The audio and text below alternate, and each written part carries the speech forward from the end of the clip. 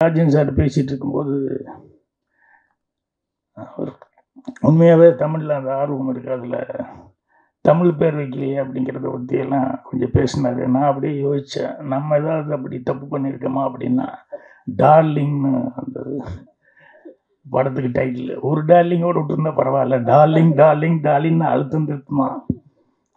அது மட்டும் இல்லாமல் அதுக்கப்புறம் டாடி டாடின்னு பாட்டு வேறு, தமிழ் படத்தில் டாடி டாடின்னு பாட்டு, அதில் ஹிந்தியும் பேட்டா பேட்டா மேரா பேட்டான்ட்டு, இப்படி எல்லாம் என்னென்னா சினிமா ஜனரஞ்சகமாக இருக்கிறதுனால ஜனங்களுக்கு பிடித்தமானதாக செய்வோமே அப்படின்னு சொன்னபடிய, மற்றபடி தமிழுக்கு மறுப்பா வேறு ஏதாவது செய்கிறோம் அப்படிங்கிறது அல்ல. ஏன்னா தமிழ் தான் சோறு போட்டிருக்கு. அதனால் அவர் சொல்லும்போது அப்படி நினச்சி பார்த்துக்கிட்டேன். அதுக்கப்புறம் ரொம்ப சினிமாவில் அவசரம் ஊழிச்சிருக்காருன்னு நினைக்கிறேன் கௌரவ நாராயணன். அவர் பேசும்போது அவர் எரியாமையே சினிமா இன்றைக்கி என்ன சூழலில் இருக்குது அப்படிங்கிறது ரொம்ப சொல்லிக்கிட்டு இருந்தார். அது தனஜெயனா அவருக்கு கவுண்டர் கொடுத்து பதில் சொல்லிட்டு இருந்தார் என்ன இதுன்ட்டு. என்ன ஒன்று அதில் என்னன்னா, சில பேர் வன்மமாக எழுதுகிறாங்க, அது பாதிக்குது அப்படிங்கிறது.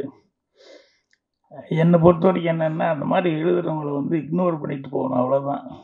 என்னென்னா, நல்ல படம் எடுத்தால் அதை ஓடாமல் யாருனாலையும் தடுக்கவே முடியாது. நல்ல படம் போது கண்டிப்பாக அது ஓடித்தான் தீரும். இப்போ ஒன்றும் இல்லை, ஒரு ஞானசம்பந்தன் சார் பேசும்போது அந்த டூரிஸ்ட்டு ஃபேமிலியை பற்றி சொல்லிக்கிட்டு இருந்தார். இந்த படம் வந்த நாள்லேருந்து எனக்கு நல்ல படம்னு எல்லாருமே நல்லா இருக்குன்னு சொல்லிட்டு இருந்தாங்க. நான் வெளியூர் அங்கே இங்கேயும் சுற்றிக்கிட்டு ஊராக ஓடிட்டு இருந்ததுனால இந்த படமே சரி இப்போ பார்த்தலான்ட்டு இருந்தேன். கடைசியில் பார்த்தா ஓடிடியில் இப்போது 5-6 நாளைக்கு முன்னாடி தான் பார்த்தேன். பார்த்தோன்னுமே அந்த டைரக்டர் கூப்பிட்டு பேசணும் அப்படின்னு சொல்லி மனைவிக்கிட்ட, அந்த டைரக்டர் எப்படியா கொஞ்சம் பிடியான்னு, அந்த ஆள் இன்னும் இது வரைக்கும் கொடுக்கல எனக்கு. கேட்டால் அவர் பிஸியாக இருக்காருன்னு, இவர் பிஸியாக இருக்கிறதுல அவர் பேர் சொல்லிட்டார். அவ்வளோ பிரமாதமாக அந்த படம் பண்ணியிருந்தேன். அப்புறம் ரொம்ப நாளைக்கு அப்புறம் நான் மனசார பார்த்து அந்த படத்தை பார்த்துட்டு அவ்வளோ சந்தோஷப்பட்டேன்.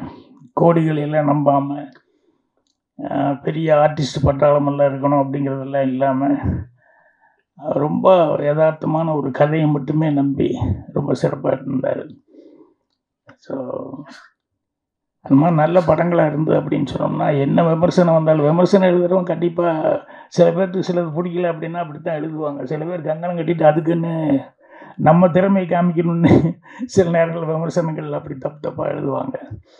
பட் அதெல்லாம் நம்ம பார்க்க வேண்டாம். நல்லா இருக்கிறது நல்லா இல்லைன்னு சொல்லி யாருமே எழுதுறதுக்கு நல்ல பத்திரிகையாளர்கள் அது தயங்குவாங்க. மனசில் இருக்கிறத ஓப்பனாக படம் பார்த்துட்டு சொல்கிறேன். அதில் தான் நிறைய படங்கள், சின்ன படங்கள் போய் அவங்க சொல்லிட்டு இருந்த படங்கள் எல்லாமே ஓடிட்டுருக்கு. இந்த படத்தினுடைய தயாரிப்பாளர் முதல்ல பேசும்போது, வாத்தியார் இருப்பார், தமிழ் இவ்வளோ சிறப்பாக பேசுகிறாரு அப்படின்னு சொல்லிட்டு நான் ராஜன் சார்கிட்ட கேட்டுட்டு இருந்தேன். இல்லை ஸ்கூல்ஸ் கரஸ்பாண்டன்ட்டு அப்படின்னாரு. அப்புறம் பார்த்தா அவர் பேசும்போது அவர் நடிக்க வந்ததுலேருந்து ஒவ்வொன்றா சொல்லி இந்த கட்சி அந்த கட்சின்னு, இப்போ இந்த கட்சியில் தான் இருக்காருங்கிற மாதிரி கொஞ்சம் நேரம் வரைக்கும் ஒரு சின்ன சஸ்பென்ஸ் இருந்தது. அதுக்கப்புறம் கடைசியில் ஸ்டாலின் அவர்களுக்கு ரொம்ப நெருக்கமான முறையில் டிஎம்கேல இருக்கார் அப்படின்னு.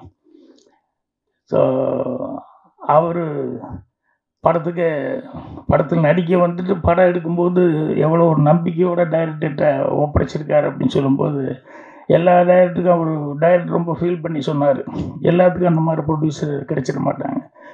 ஏன்னா காலையில் டிஸ்கஷன் 7:30 மணி 7:45 ஸ்டார்ட் பண்ணிடுவார் தேவர் ஃபிலிம்ஸில். 7:45 ஸ்டார்ட் பண்ணி டிஸ்கஷன் நடந்துகிட்ருக்கோம். எவனா ஒரு நல்ல சீன் வந்தால் கூட வாட்சை பார்த்துக்கிட்டே இருப்பார் தேவர். அண்ணே ஒரு நல்ல சீன், இருடா மணி 8 தாண்ட போகுது, இன்னும் ஃபோன் வரலையேன்னு பார்த்துருக்கேன், நீ வேற அப்படிம்பார். டக்குன்னு ஃபோன் அடிச்சிடும், மாப்பிள்ள ஃபஸ்ட் ஷாட் எடுத்துட்டீங்க மாப்பிள்ள, சந்தோஷம் மாப்பிள்ள அப்படின்னு சொல்லிட்டு நல்லபடியாக எடுங்க. ஸோ முதல் ஷாட்டு 8 மணிக்கு எடுத்தே ஆகணும் அப்படிங்கிறது தேவனுடைய ஒரு இது, எந்த காரணம் உண்டு. அதனால் அந்த 8 மணிக்கு ஃபோனில் வெயிட் பண்ணிகிட்டு இருந்து 8 மணிக்கு ஃபோன் வந்ததுக்கப்புறம் தான் அடுத்தது அவர் நிம்மதியாக வேலை பார்ப்பார். ஸோ அந்த மாதிரி ஒரு ப்ரொடியூசரு ஆனால் என்ன அவரை பொறுத்த வரைக்கும் இந்த ஒன் மேன் ஆர்மி மாதிரி ஒன் மேன் ஷோவாகவே இருந்துட்டு போயிட்டார் ஒழிய ஃபேமிலியில் இருக்கிறவங்கள வந்து இந்த சினிமாக்குள்ளே விடாம விட்டார். அதனால் அவ்வளோ பெரிய கம்பெனி வந்து பின்னால் வரும்போது பேர் சொல்கிற அளவுக்கு இல்லாமல் போச்சுங்கிறது ரொம்ப வருத்தமாக இருந்தது. அப்புறம் அந்த படம் தமிழ் இன்னொரு தடவை முதலேருந்து படிக்கணும் போல் இருக்கு எனக்கு. இந்த கையிலன்னு பேர் கேட்டது இந்த என்னடா நிறைய படங்களுக்கு தெரிய டைட்டில் இப்போ வைக்கிற டைட்டில்லாம் பார்த்தா எங்கே தேடி எடுத்தோன்னா சங்க காலத்தில் தேடி எடுத்தோம், அதில் எடுத்தோம், இதில் எடுத்தோம்னு சொல்லிட்டு ரொம்ப கஷ்டப்பட்டு தேடி எடுத்திருக்காங்க. அப்புறம் அன்றைக்கே ஒரு தடவை கேட்டுக்கிட்டேன் கையில் என்ன மீனிங் அப்படின்னு சொல்லிட்டு. கவலை இல்லாத மனிதன் அப்படின்ட்டு ரொம்ப நேர்மையானவன் அப்படிங்கிற மாதிரி நிறையா அர்த்தம் சொன்னாங்க. ஸோ எல்லோரும் இந்த படத்தில் பேசினவங்க எல்லோரும் எவ்வளோ கஷ்டப்பட்டுருக்கோம், இந்த படத்துக்காக எவ்வளோ உழைச்சிருக்கோம் அப்படிங்கிறத அவங்க பேசுனதில் வந்து புரிஞ்சுக்கிட்டேன். அதனால் மீண்டும் ஒரு முறை இதில் நடித்தவங்க டெக்னீஷியன்ஸ் எல்லாத்துக்குமே அட்வான்ஸு வாழ்த்துக்கள் வந்து தெரிவிச்சுக்கிறேன். நான் எனக்கு ட்ரெய்லர் அனுப்பிச்சி விட்டார், நீங்கள் வர்றதுக்கு லேட் ஆகுதுன்னு சொல்லி வர்ற வழியில் பாட்டு வந்துடுங்கன்னு. அதில் சாராம்சமாக பார்த்தா போராட்டம் அப்படிங்கிறது தான் மெயினாக இருந்தது. அது இன்னொன்று ரொம்ப இந்த சுருதி சுத்தமாக தமிழில் ரொம்ப அழகாக தொகுத்து வழங்கிட்டு இருந்தாங்க. அவங்களுக்கு ஒரு பாராட்டு தெரிவிக்கணும்.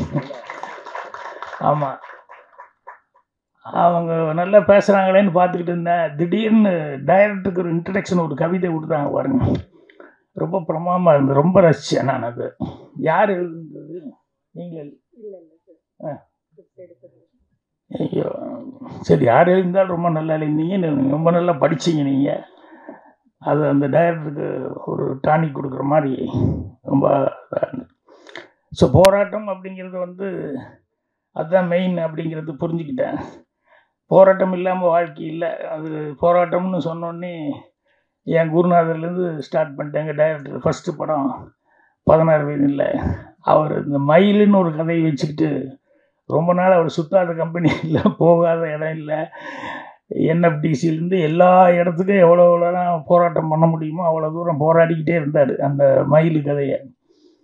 அது கடைசியில் வந்து பொள்ளாச்சியிலேருந்து ஒரு தேங்காய் வியாபாரி ராஜ்கண்ட் சார் அப்படின்னு சொல்லி அவர் வந்து தான் அவருக்கு வந்து விடிவு காலம் வந்தது. அது வந்தோடனே அதே மாதிரி ஃபஸ்ட்டு டே எல்லாம் கதையெல்லாம் சொல்லி எல்லாம் ஓகே ஆகி பாட்டு ரெக்கார்டிங்கெல்லாம் வந்துட்டு ஷூட்டிங் போகலான்னு புறப்பட்டு போனால் இங்கேருந்து கொள்ளைக்கால் பக்கத்தில் ஷூட்டிங், பெங்களூர் போய் இறங்கி அங்கேருந்து போனோம். போய் இறங்கி எனக்கு அதுதான் ஃபஸ்ட்டு அட்வான்ஸ் கொடுத்தாங்க, ஒரு 150 ரூபா ராஜ்கண்ட் சார். நம்ம தான் ஷூட்டிங் போகிறோமே, நமக்கு என்ன அங்கே சாப்பாடு கிடைக்க போகுது, வேறு என்ன செலவு இருக்க போகுதுன்னு அது வரைக்கும் எனக்கு டீ காஃபியெல்லாம் வாங்கி கொடுத்தாங்களே. அவங்களையெல்லாம் கூப்பிட்டு போய் வாங்கன்னு சொல்லி சினிமா கூப்பிட்டு போய் பிரியாணி எல்லாம் வாங்கி கொடுத்து எல்லாம் செலவு பண்ணிட்டு 5 ரூபாய் 10 ரூபாய் வச்சுக்கிட்டு போயிட்டேன். பெங்களூரில் போய் இறங்கணுன்னே ஷூட்டிங் கமலஹாசன் இல்லை, டேட் இல்லை, கேன்சல் ஆகி போச்சு அப்படின்ட்டாங்க.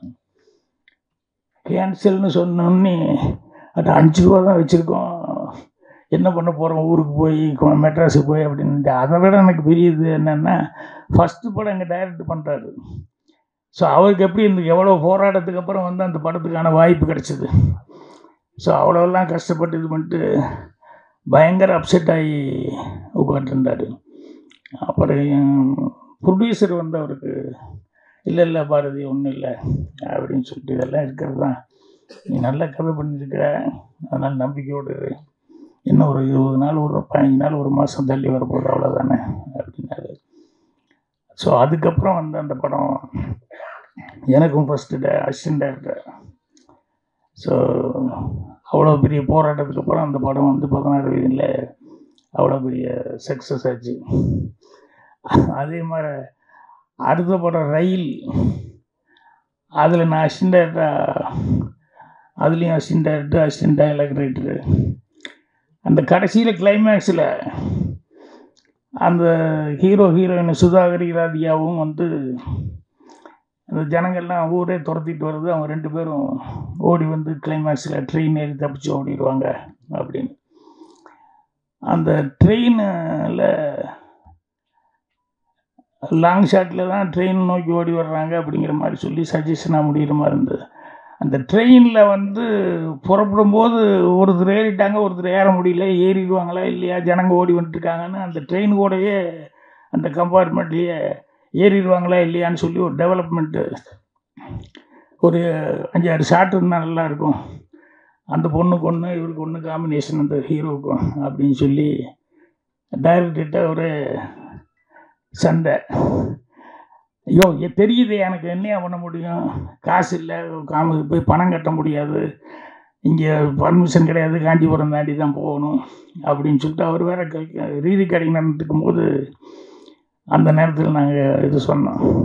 உடனே அவர் ப்ரொடியூசர்கிட்ட அப்புறம் நான் போய் சொன்னேன், இது இருந்தால் நல்லா இருக்குங்க அப்படின்னு. அப்புறம் உடனே பணத்தை கட்டி டைரக்ட் நான் வரமாட்டேன், நீயும் பாலகுருன்னு போய் நிவாஸ் கூப்பிட்டு நீங்கள் போய் எடுத்து வந்துடுங்க அப்படின்னு. சரின்னு காஞ்சிபுரம் பக்கத்தில் ஷூட்டிங்க்கு அந்த 4 ஷாட் எடுக்கலான்னு சொல்லிட்டு இங்கேருந்து புறப்பட்டு போயாச்சு. போய் காஞ்சிபுரத்துலேருந்து அங்கே அந்த ஸ்டேஷனுக்கு போய் காலையில் ட்ரெயினுக்கு போகலான்னு போய் இறங்கினதுக்கு அப்புறம் தான் தெரிஞ்சது கேமராமேன் விட்டு வந்துட்டாங்க நிவாஸை. கேமராமேனே இல்லைன்னு வந்தோடனே அப்புறம் பார்த்தா கேமராமேனு மெல்ல ஆஃபீஸுக்கு போயிருக்காரு. என்ன இங்கே இருக்கிற நிவாஸ் இங்கே வந்திருக்கேன்னா வாட்ஸ் அப்படின்ட்டு இருக்காரு. ஷூட்டிங் போகலையான்னு அவங்க கேட்டிருக்காங்க. அப்புறம் தான் டைரக்டருக்கு எல்லாத்தையும் தெரிஞ்சிருக்கு. அப்புறம் நாங்கள் ஃபோன் பண்ணப்போ இந்த மாதிரின்னு, சரி வந்தது வந்துட்டீங்க, அவர் அசிஸ்டன்ட் நிவாஸ் இருக்கார், அவரை வச்சு எடுத்துக்கோங்க அப்படின்னு சொல்லி சொன்னோன்னே பாலகுரன் மெல்ல சொன்னார், இது மாதிரி பாக்கியா எனக்கு அடுத்த படம் டைரக்ஷன் சான்ஸ் கொடுக்குறேன்னு சொல்லியிருக்காரு ராஜ்கண்ணு. நிவாஸ் வரல, இந்த ஆள் அசிஸ்டண்ட்டு, இவனை வச்சு எடுத்து எதாவது தப்பு வந்துச்சுன்னா எனக்கு டைரக்ஷன் சான்ஸே போயிடும். நான் போய் காம்பவுண்டுக்கு வெளியே நிற்கிற ரயில்வே ஸ்டேஷனுக்கு வெளியே, நீயாச்சு நிவாஸ் ஆச்சு, நீங்கள் எப்படியாவது எடுத்துகிட்டு வாங்க அப்படின்னு சொல்லிட்டு அவர் ஓடிட்டார்.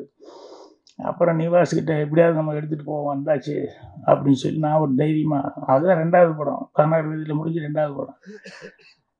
ட்ரெயின் வரும்போது ஒரு 2 ஷார்ட்லாம் சொல்லி எல்லாம் ரெடி பண்ணியாச்சு. ட்ரெயின் வந்துட்டுருக்கு, ரெடி ஸ்டார்ட் பண்ணலாமா அப்படிங்கும்போது நிவாஸ் அவரை அப்துல்லா மெல்ல கேட்குறாரு, ராஜன் அப்ரெக்சர் எவ்வளோ வைக்கிட்டோம் அப்படின்னாரு. போட்டாங்க அப்படின்னு எனக்கு நல்லா பயங்கர கோபம் வந்துச்சு. நானே புதுசு அசிஸ்டண்ட் ஆகிட்டு கேமரா பற்றி எனக்கு என்ன அது, எங்கிட்ட போய் அப்ரெக்சரை பற்றி வைக்கிறது இஷ்டத்துக்கு அப்படின்னு சொல்லி.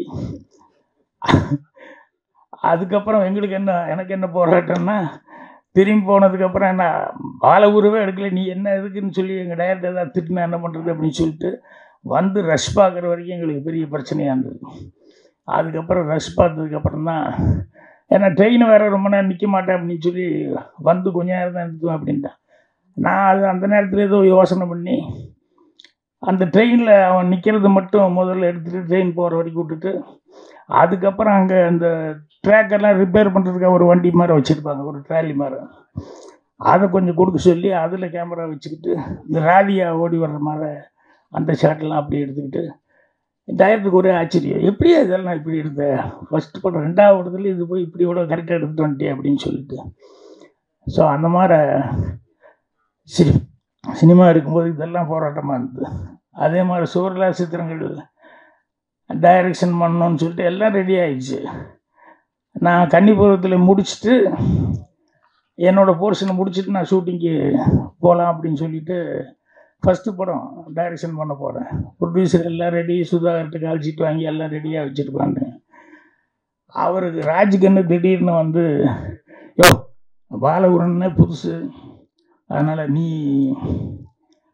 இரியா அப்படின்னாரு. இல்லைங்க கால்ஷீட்டு எல்லாம் வந்துடுச்சு, அதனால் நான் போய் ஆகணும்னு ஒரே சண்டை.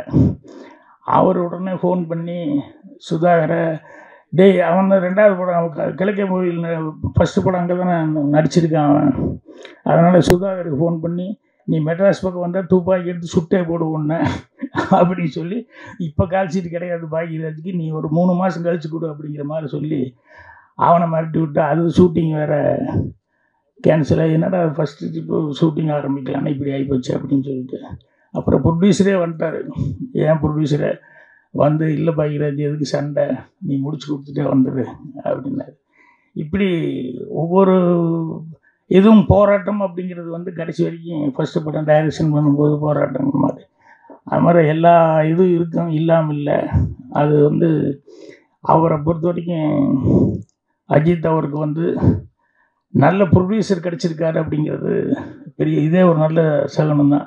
அவர் வந்து அசிஸ்டன்ட் டைரக்டர்லாம் கூப்பிட்டு நிற்க வச்சு எனக்கு ஹெல்ப் பண்ணாங்க அப்படின்னு சொல்லிட்டு அவர் சொன்னது ரொம்ப சந்தோஷமாக இருந்தது. ஏன்னா டைரக்டருக்கு அசிஸ்டண்ட்டுகள் ரொம்ப முக்கியம், அசிஸ்டன்ட் டைரக்டர்கள் வந்து டைரக்டருக்கு ரொம்ப முக்கியம். ஸோ ஒரு நல்ல டீம் அமைஞ்சிருக்கு, நல்ல டெக்னீஷியன்ஸ் எல்லாருமே கஷ்டப்பட்டு இதில் சிரமப்பட்டு உழைச்சிருக்காங்க. ஸோ அவங்களுடைய நல்ல மனசுக்கு படம் நல்லபடியாக வெற்றிகரமாக ஓடும். ராஜன் சார் வந்து அவர் சொன்னார், ப்ரொடியூசரை பற்றி சொன்னார். அவர் சொன்ன மாதிரி வந்து எதுக்கோ வந்திருந்தா கூட இன்றைக்கி இந்த அளவுக்கு வந்து திரைப்படம் எடுக்கிற அளவுக்கு அவர் வந்திருக்காரு அப்படின்னு சொல்லும்போது அது ரொம்ப மனசுக்கு சந்தோஷமாக இருக்குது. அதே மாதிரி ஒரு நல்ல டைரக்டர் வந்து ஒரு நம்பி ஒரு வேலையை ஒப்படைச்சிருக்காரு அப்படிங்கும்போது அவருடைய மனசு, அதாவது ஒருத்தனை பரிபூர்ணமாக நம்பி ஒரு தொழிலை ஒப்படைச்சிக்கிறது அப்படிங்கிறது சாதாரண விஷயம் கிடையாது. அதை செஞ்சுருக்காரு அப்படிங்கும்போது டைரக்டர் அந்த ரெஸ்பான்சிபிலிட்டியோடு பண்ணியிருப்பார். ஸோ அதனால் டைரக்டருக்கு, குறிப்பாக டைரக்டருடைய மனைவிக்கு, இதுக்கு விட்டாங்கல்ல வேலையை விட்டு போட்டு வந்தது இருக்க, அவங்களுக்கு மெயினாக வாழ்த்துக்கள். ஏன்னா சொன்ன மாதிரி அவர் வீட்டுக்குள்ளேயே விட மாட்டாங்க. இருக்கிற அதாவது வேலை இல்லாமல் இருந்துட்டு இதுக்கு போனால் பரவாயில்ல, இருக்கிற வேலையை விட்டுட்டு இது வர்றது அப்படிங்கிறது சாதாரண விஷயம் கிடையாது. நான் பாலச்சந்தர் சாரே 2 படம், ஒரு படம் முடிகிற வரைக்கும் 2 படம் வேலை பார்க்குற வரைக்கும் வேலை உள்ள சொந்த வேலை, அரசாங்க வேலையாச்சே, அதை விடக்கூடாதுன்னு சொல்லிட்டு அள்ளியே தான் இருந்துட்டு இருந்தார். அது மாதிரி ரொம்ப கஷ்டம். என்கிட்ட அசிஸ்டண்ட்டாக வேலைக்கு வந்து சேர்ந்தாலும் முதல் கேள்வி அவன் அசிஸ்டண்ட்டாக வர்றவங்ககிட்ட ஃபஸ்ட்டு கல்யாணம் ஆயிடுச்சுன்னு தான் கேட்பேன். ஏன் அப்படின்னா, நீ கஷ்டப்பட்டு லைஃப்பில் ஏதோ ஒரு ரிஸ்க் எடுக்கணுங்கிற, நீ குடும்பத்தையும் சேர்ந்து பொண்டாட்டி பிள்ளைகளையும் சேர்ந்து ரிஸ்க் எடுக்கிற மாதிரி போயிடக்கூடாது அப்படின்னு சொல்லிட்டு, கல்யாணம் ஆகலைன்னா சந்தோஷம், கல்யாணம் ஆயிடுச்சு அப்படின்னா வீட்டுக்கு வருமானத்துக்கு என்ன இருக்குதுன்னு முதல்ல கேட்டுக்குவேன். அப்புறம் சம்சாரம் சம்பாதிக்குதா, இல்லை குடும்பத்தில் சம்பாதிச்சு வச்சுருக்காங்களா, சம்சாரத்துக்கு பிடிச்சிருக்கா, இதெல்லாம் கேட்டுக்கிட்டு தான் வந்து அசிஸ்டண்ட்டையே சேர்த்துவேன். ஸோ அவர் வந்து வேலையை விட்டு போட்டு வந்தார் அப்படின்னு சொல்லும்போது அவர் மேலே எவ்வளோ நம்பிக்கை வந்து வச்சுருக்காங்க அப்படின்னு சொல்லும்போது அவங்களுக்கு தனிப்பட்ட முறையில் அவங்களுக்கு என்னுடைய பாராட்டை தெரிவிச்சுக்கிறேன். மொத்த டீமுக்கு என்னுடைய பாராட்டை தெரிவித்து வாழ்த்துக்களை தெரிவிச்சுக்கிறேன். நன்றி, வணக்கம்.